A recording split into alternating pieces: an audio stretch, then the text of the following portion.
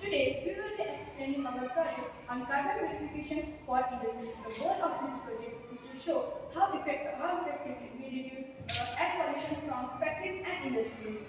We are PVL Science Team from PV Lakhan English Medium School, Luswara, Navsari District, Gujarat. Myself, Meghna from class 8. Myself, Raman Patel from class 9. Myself, Zil Patel from class 8. Myself, Karl from class 8. Myself, Box Patel from class 9. Factory release smoke containing carbon in the form of carbon dioxide and carbon monoxide. Here, we have water of factory that releases harmful gases. These gases are produced when fuels like coal, oil, or gas are burned to run machines.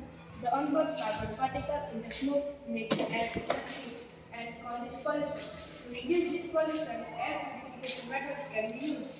In this purification method, filters, activated charcoal, and sulfur are used to trap harmful carbon particles before releasing the smoke in the air.